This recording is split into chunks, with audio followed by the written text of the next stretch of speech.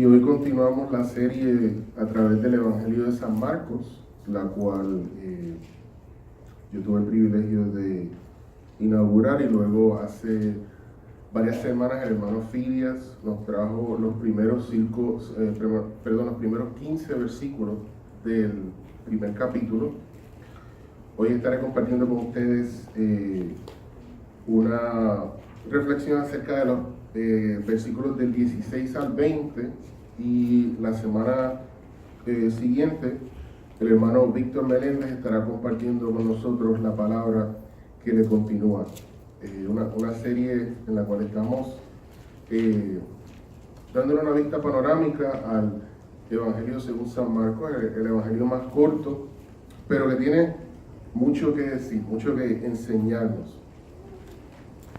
Y en estos 4 versículos ocurre un evento que es muy de suma importancia en la vida no solamente de Jesucristo, sino en la vida de sus apóstoles.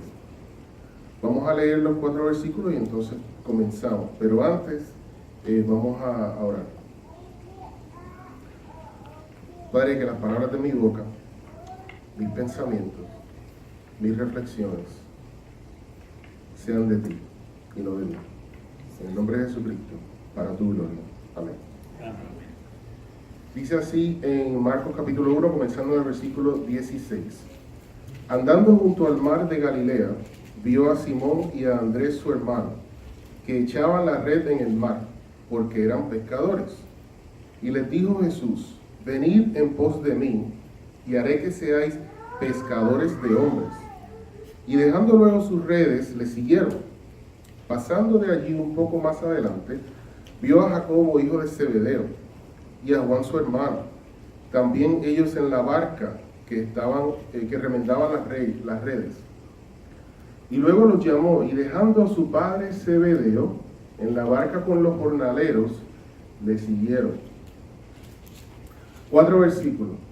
Aquí en el Evangelio de Marcos se le dedica 4 versículos al primer llamado que Jesucristo le hizo a los que iban a convertirse en sus discípulos. El Evangelio de Marcos es un evangelio un poco más corto, y consecuentemente en Mateo capítulo 4 del 18 al 22 habla de la misma escena, y en Lucas capítulo 5 versos del 1 al 11 también habla de la misma escena con un poco más de detalle. Incluye un milagro que Jesucristo hizo, que fue parte de lo que él usó para llamar a estos apóstoles. Recuerdo cuando hace como 17 años atrás, yo había acabado el primer año de universidad, estaba estudiando ingeniería, y desde hacía varios años mucha gente me decía: no, porque tú tienes el porte de, tú vas a ser pastor, o tú vas a ser predicador, o tú vas a hacer esto, tú vas a estar en la iglesia metido. Y yo, por cortesía, le sonreía, le decía gracias y seguía por mi camino. No había ningún deseo en mi corazón, no había nada que... Simplemente yo escuchaba, no le llevaba la contraria con tal de no decir algo que después iba a tener que pedir perdón. Y bueno, seguía en lo mío. Pero empecé a dar cuenta que diferentes personas de diferentes trasfondos, gente que no se conocían, gente que no tenía nada que ver el uno con el otro, me decían lo mismo, ¿no? Que si yo creo que el Señor te va a llamar, yo creo que tú... Y ya se veía como algo como un poco molestoso, pero como quiera, yo seguía como paciente y decía: no, yo tengo mis planes, yo voy a hacer esto y esto y esto y esto. ¿Quién se cree fulano que es para decirme semejante cosa, no? Bueno, la cosa siguió así hasta que terminé el primer año de universidad, y el Señor ahí entonces comenzó a trabajar en mi corazón. Bueno, Él estaba trabajando en mi corazón desde antes a eso, pero comenzó a trabajar en mi corazón y comencé a sentirme como a la deriva, intelectualmente, profesionalmente, espiritualmente. Comencé a sentirme a la deriva. Ya el amor que sentía por la profesión que había escogido, por los planes que había hecho, ya se había desvanecido. Y luego me encontré, habiendo finalizado el primer año de universidad, no supe qué hacer. Fui consejero en un campamento de jóvenes. Y bueno, la última noche oramos. Se suponía que yo orara por estos muchachos, pero acabaron ellos orando por mí. Y bueno, yo lo que le pedí al Señor esa noche fue: Padre, heme aquí. ¿Qué es lo que tú quieres que yo haga con mi vida? No quiero perder mi tiempo, no quiero hacer más nada que no sea tu voluntad. Y ese verano tuve la oportunidad de ir a Puerto Rico a visitar la familia, y me encontré con una señora que iba a la iglesia donde iba mi tía. Esa señora, yo hablé con ella como por 5 minutos el día antes, conversábamos así de una conversación cotidiana, nada especial, nada fuera de lo común. Y al día siguiente había un servicio en la iglesia y yo fui. Y durante la música, ella me pasó por el lado y me dio una notita de esas post-it, de esas que uno pega, las amarillitas así que uno pega en el escritorio para hacerse recordatorio. Y no se me olvida, la notita decía, o sea, la notita no la abrí al principio, me quedé con ella, y cuando empezó la prédica, decidí, me senté y bueno, la abrí, y lo que decía era: tú vas a ser pastor.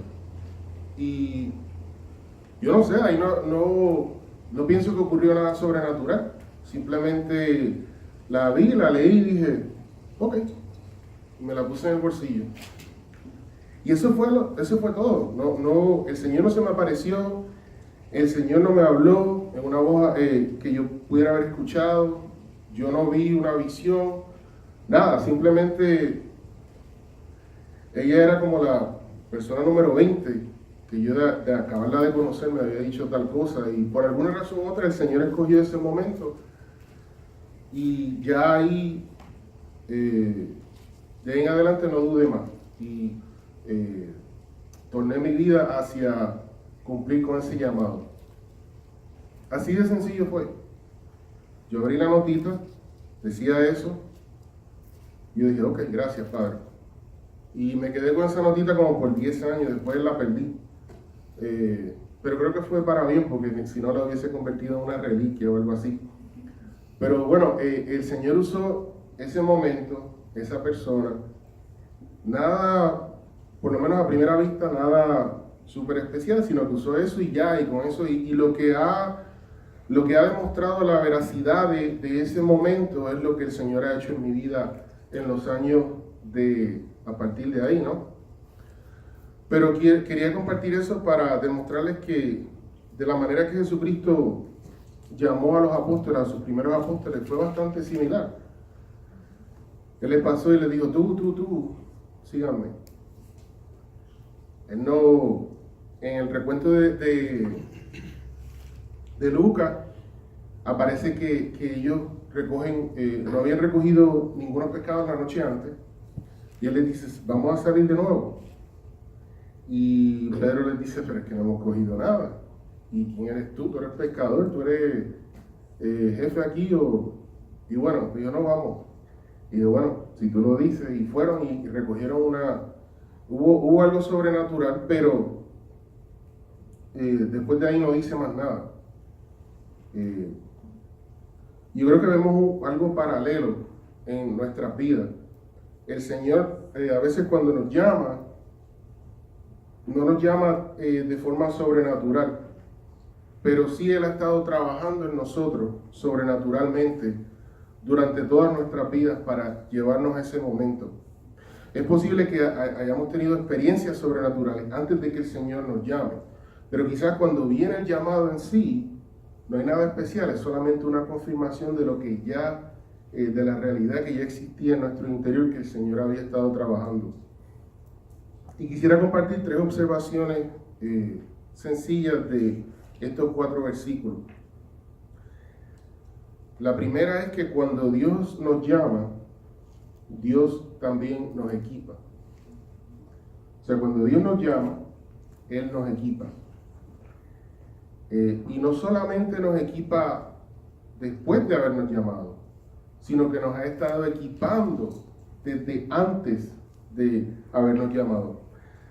Aquí tenemos un grupo de pescadores. La similitud entre la pesca regular y el evangelismo no es una coincidencia. El Señor, antes de la creación del mundo, sabía qué tipo de personas iba a usar para llevar a cabo su misión en la tierra. Estos pescadores sabían el tipo de nave que necesitaban para llegar a los lugares indicados en el mar de Galilea, que en realidad es un lago grande. Pero ellos sabían el tipo de nave que necesitaban, sabían dónde tenían que ir, sabían el tipo de carnada que estos pescados iban a traer a estos pescados, sabían el tipo de equipo que necesitaban, el tipo de red, cómo hacer los nudos, conocían el tipo de pescado que iban a agarrar, a qué hora ese pescado salía o se amontonaba en los lugares donde lo fueran a buscar. Ellos sabían cuál era la capacidad de peso que podía aguantar cada red, y ya saben cuando se llenaba, subirla al barco y vaciarla y luego poner otra. Ellos sabían cómo entonces, una vez que recibían estos pescados, cómo procesarlos y venderlos y ganarse la vida haciendo todas estas cosas. Eso no es coincidencia. Todo eso lo vemos en el evangelismo. A través del evangelismo el Señor sobrenaturalmente nos ayuda a conocer, discernir espiritualmente dónde están las personas que Jesucristo quiere atraer, a qué hora se congregan, cuáles son las necesidades, cómo podemos hablarles, qué le podemos decir, cómo podemos acercarnos a ellos para encontrarnos con ellos donde ellos están y entonces agarrarlos con el evangelio. El Señor hace todo eso sobrenaturalmente, pero Él nos va enseñando, Él nos va guiando. Sabemos también cuántos podemos alcanzar, dependiendo de los medios que usemos. Si estamos en nuestro trabajo, si estamos en la escuela, si estamos en nuestro vecindario, ¿cuántos pueden entrar en casa? La casa es como un tipo de red, ¿no? La palabra es como la carnada. Y luego el mensaje es lo que los agarra, ¿no? Es el anzuelo.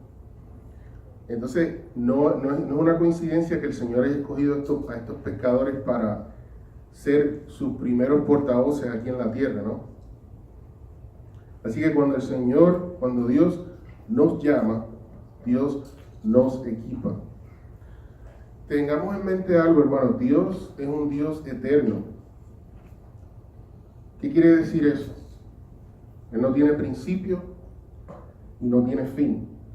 Él está fuera del tiempo. Nosotros somos criaturas que estamos dentro del tiempo. Nosotros no podemos estar en el pasado, en el presente y en el futuro simultáneamente. No podemos verlo, no podemos captarlo. Estamos limitados a ahora. Ahora inmediatamente se convierte en después. Y ahora, cuando se convierte en después, el ahora se convierte en el pasado. Pero no podemos existir en más de un lugar a la misma vez.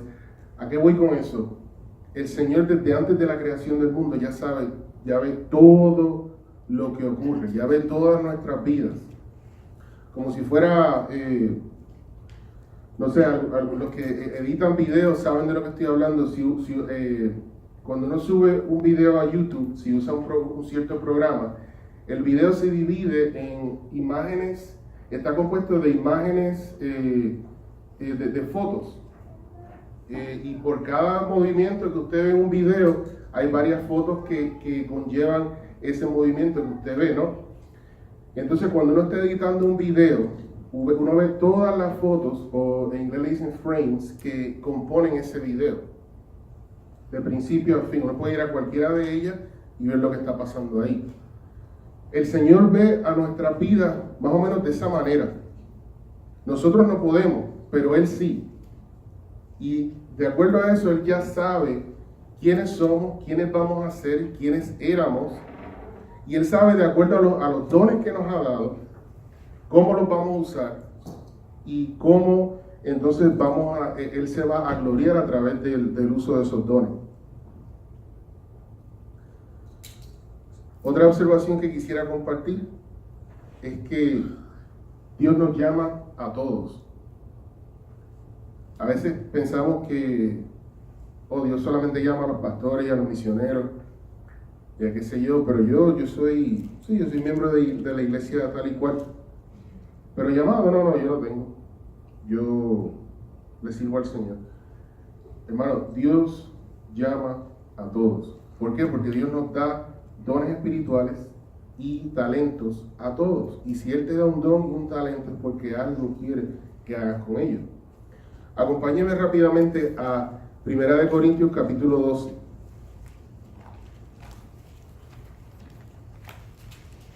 Primera de Corintios capítulo 12.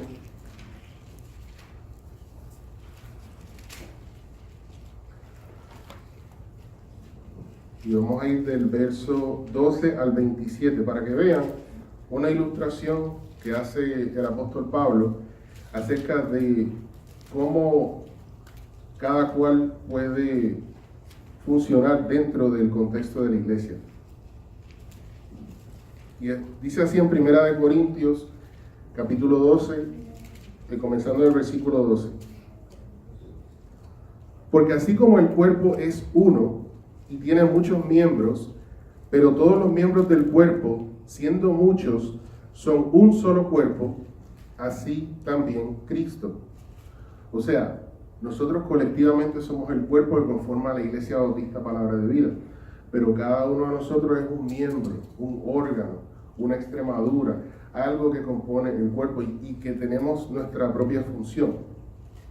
Dice en el verso 13, porque por un solo espíritu fuimos todos bautizados en un cuerpo, sean judíos o griegos, sean esclavos o libres, y a todos se nos dio a beber de un mismo espíritu.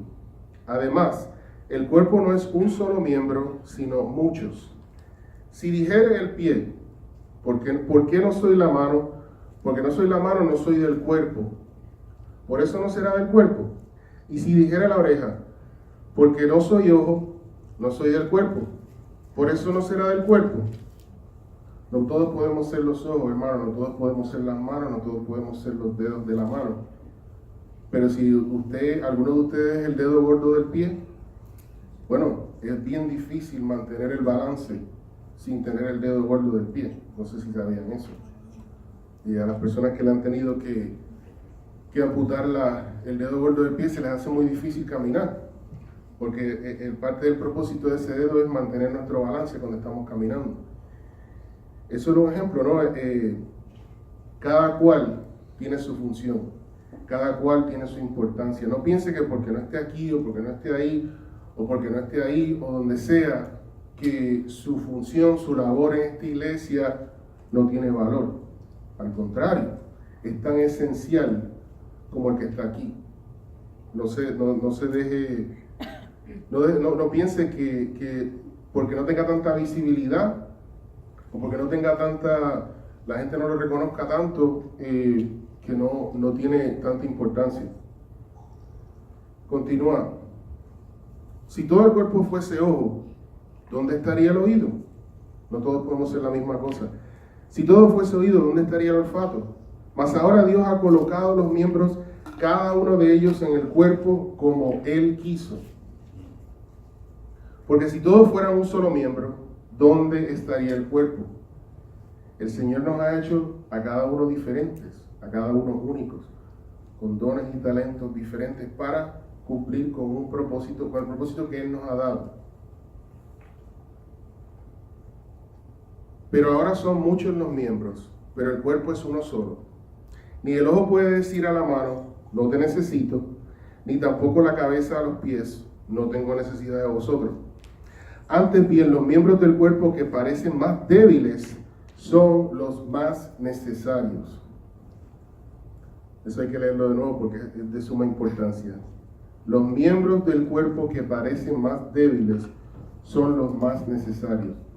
Nunca mire a su propia vida, a lo que usted pueda aportar, por más poco que usted piense que sea, y le quite el valor.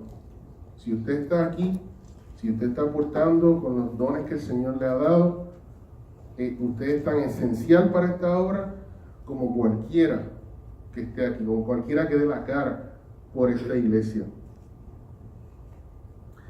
Dice en el verso 23, y a aquellos del cuerpo que nos parecen menos dignos, a estos vestimos más dignamente, y los que en nosotros son menos decorosos, se tratan con más decoro. Porque los que en nosotros son más decorosos no tienen necesidad, pero Dios ordenó el cuerpo, dando más abundante honor al que le faltaba, para que no haya desvanecencia en el cuerpo, sino que los miembros todos se preocupen los unos por otros. De manera que si un miembro padece, todos los miembros se duelen con él. Y si un miembro recibe honra, todos los miembros con él se gozan. Vosotros pues sois el cuerpo de Cristo, y miembros cada uno en particular. Como pueden ver ahí, todos somos piezas de no sé si le podemos decir un rompecabezas, pero yo creo que sí más piezas de una máquina. Y una máquina, por más grande y compleja que sea, a veces si una piececita pequeña se afloja, o se rompe, o se sale de lugar, afecta gran parte de la máquina y se convierte en una reacción en cadena que eventualmente para la máquina entera. De la misma manera, aquí en la iglesia, los hermanos aquí, que los que menos piensen que están aportando, los que menos piensen que puedan aportar, si ustedes fallan, hermanos, la iglesia entera sufre. La iglesia entera padece, la iglesia entera siente el vacío de las contribuciones que usted pueda dar, que el Señor a través de usted nos pueda ofrecer, a través de sus dones, de sus regalos. El Señor escogió aquí, en estos 4 versículos, volviendo a Marcos, escogió a Simón, al cual le decían Pedro, Andrés, y luego Jacobo. Sabemos que Pedro era una persona bastante impulsiva, no tenía mucho filtro entre la mente y la boca. Y claro, eso en ciertas situaciones puede perjudicar, pero el Señor conocía a Pedro, el Señor conocía todas las células que componían a Pedro, al igual que Andrés, Zebedeo y Jacobo. Pero especialmente con Pedro, el Señor sabía cómo él era, el Señor sabía cómo él iba a ser. Y el Señor tomó las características de su personalidad y las usó de manera santificada. Que Pedro era impulsivo, sí, y a veces metía la pata, por supuesto, pero vemos en Hechos 2, ¿no? Y en varias ocasiones en el libro de Hechos, como Pedro se levanta en medio de un gran derrame del Espíritu Santo y comienza a predicar. Como Pedro le habla con autoridad a las autoridades religiosas de aquella época. Cuando los otros apóstoles quizás no sabían qué decir, Pedro ya tenía eso claro en la mente y en su espíritu. El Señor usa todo lo que nosotros somos, aun las cualidades que pensemos que sean un poco negativas. Si se las damos a Él, el Señor las usa para bien. Y vemos ese ejemplo con Pedro. Pedro quizás era el dedo índice, ¿no? Porque era bien directo. Y el Señor supo cómo usarlo de una manera santificada. A veces el dedo índice lo podemos usar de manera acusadora, ¿no? Tú. Pero a veces también lo podemos usar de manera santificada, ¿no? Mira a Cristo, acude a Cristo. Así que vemos cómo el Señor toma las partes de nosotros que pensamos que somos buenas y también las partes que no pensamos que son tan buenas y las santifica. Pero por supuesto, tenemos que entregarnos del todo a Él. No solamente entregarle los domingos, no solamente entregarle cierta parte de nuestra vida y dejarlo afuera cuando entramos a la oficina porque hay una política que no nos permita compartir el Evangelio, y buscar la manera de cómo incluirlo aún en esas partes de nuestra vida. Primeramente, Dios cuando nos llama nos equipa, tanto antes como después de habernos llamado. Segundo, Dios llama a todos. Quizás usted esté aquí y diga, pero ¿para qué me va a llamar a mí? ¿Qué puedo hacer yo? Yo no soy nadie. Hermano, hermana, analice su vida. Busque qué es lo que usted puede hacer muy bien. ¿Cuáles son sus destrezas? ¿Cuáles son sus talentos? ¿Qué es lo que le llena? ¿Qué es lo que le apasiona? Que sea una actividad donde pueda ayudar a otros o algo que le pueda sacar provecho. Comience por ahí. Santifique esas cosas, esas áreas de su vida. Mientras tanto, pídale al Señor que le dé, no se sienta cohibido o cohibida al pedirle al Señor que le dé una señal. Padre, ¿es esto lo que tú quieres que yo me dedique a hacer para ti? No se cohiba. Pídale al Señor que le dé una señal, que le indique qué parte de su vida es en la cual Él le ha dado dones y talentos para dedicárselo específicamente a Él. Busque, empiece por ahí.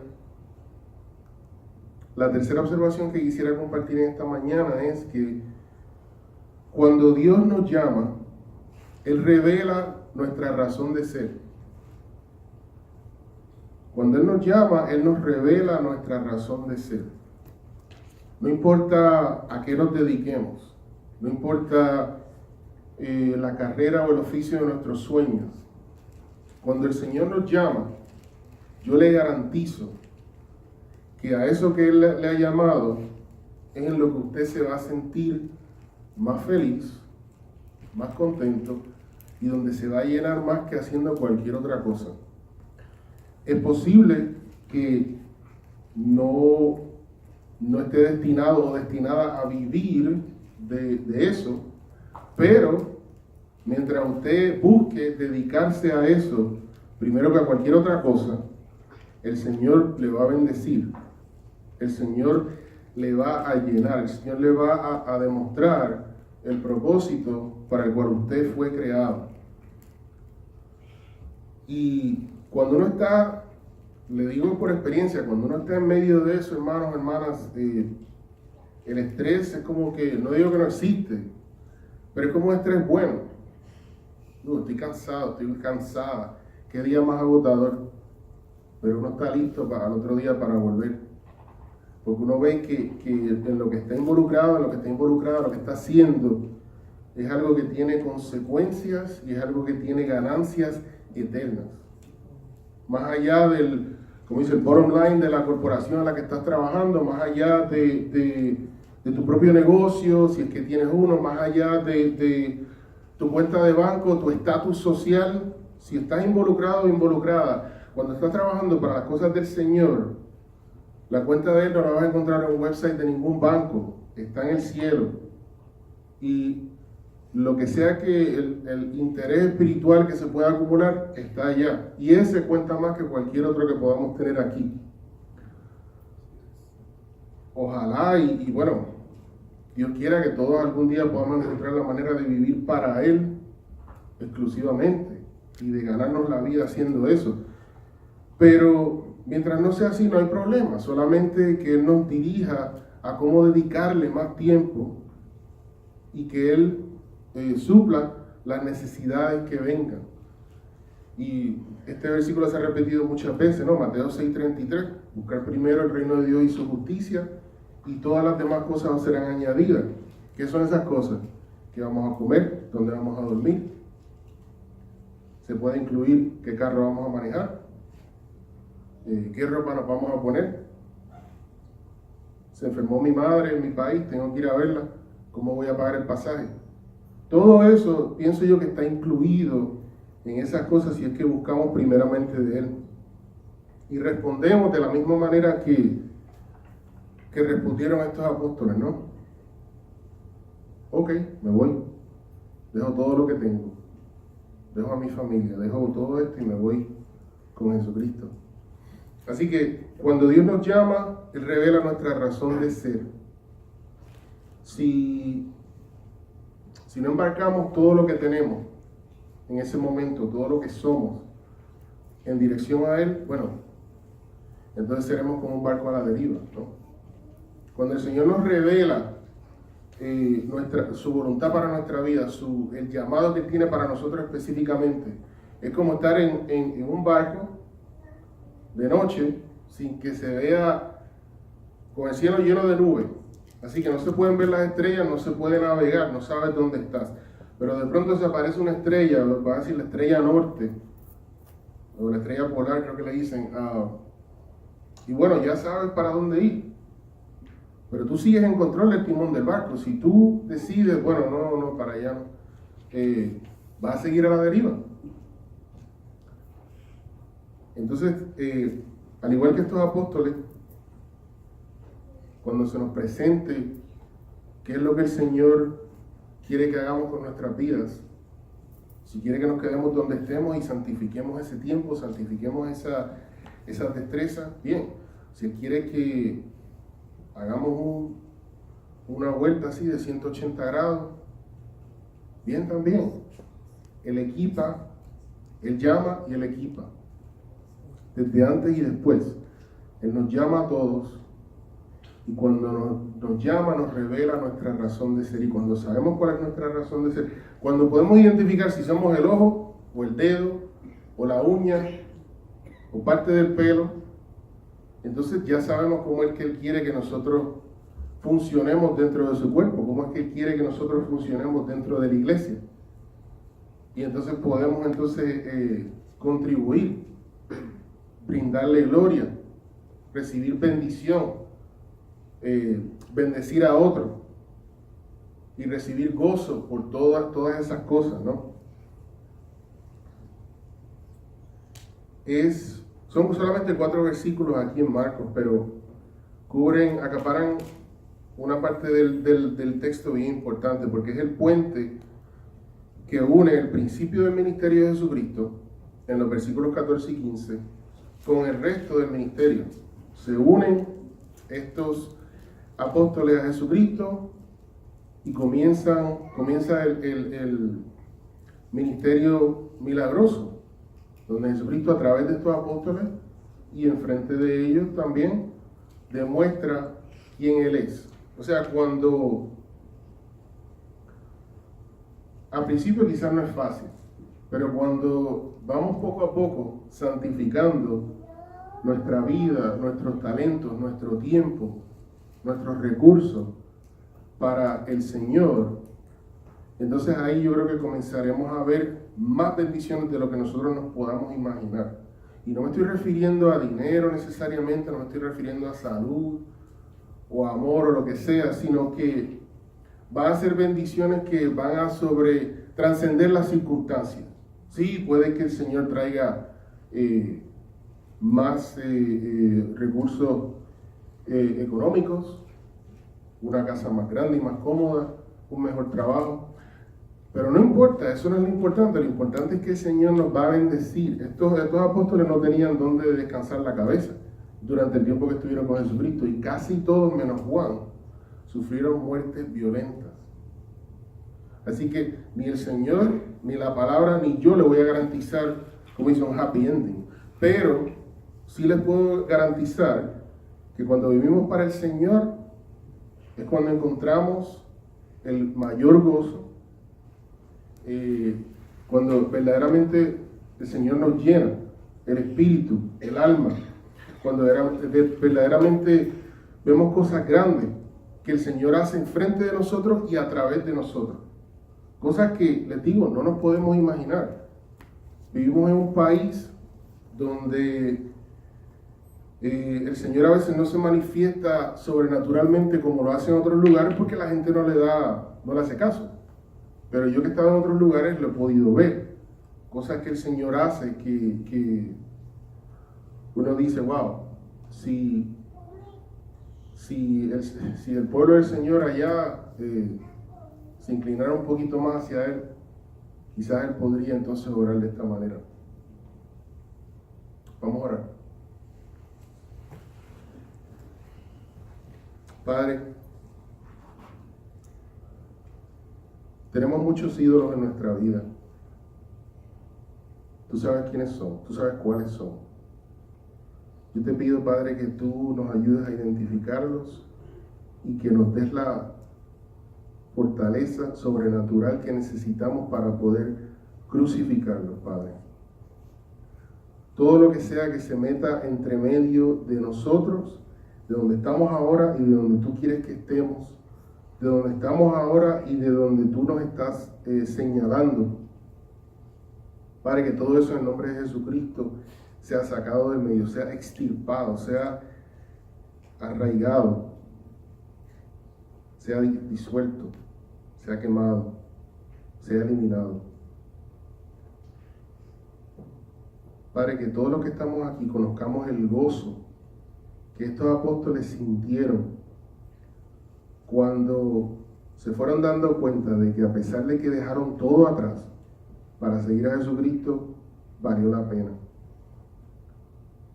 Padre, que podamos sentir la misma llenura que sintieron estos apóstoles cuando se dieron cuenta de que solamente en el servicio a Jesucristo era que encontraban su razón de ser y el gozo más trascendental que puedan sentir, Padre. Que no importaba la circunstancia de su vida, de su muerte, su espíritu estaba firme porque estaba contigo. Padre, yo te pido que tú nos ayudes día a día, semana tras semana, mes tras mes, a tomar esos talentos y esos dones que tú nos has dado y santificarlos, Padre. Dedicarlos a ti, orientarlos hacia ti. Lo que sea que nos esté apuntando en tu dirección, Padre, ayúdanos a llevarlo ahí. Todo lo que somos, Padre, queremos que te pertenezca a ti. Todo lo que somos, Padre, queremos que sea usado para tu gloria.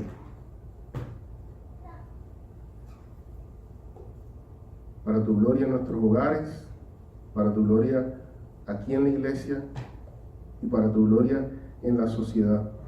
Para que verdaderamente podamos vivir esa realidad que dice en Mateo 5:14, cuando Jesucristo nos pidió que fuéramos sal y luz en este mundo de tinieblas. Bendice el resto del servicio, Padre. Bendícenos durante esta semana. No importa las vicisitudes que vengan, que podamos mirar hacia ti, que podamos correr hacia Cristo, acudir hacia Él, agarrarnos de Él y ser bendecidos por Él. Esto te lo pedimos en el nombre de Jesucristo. Amén.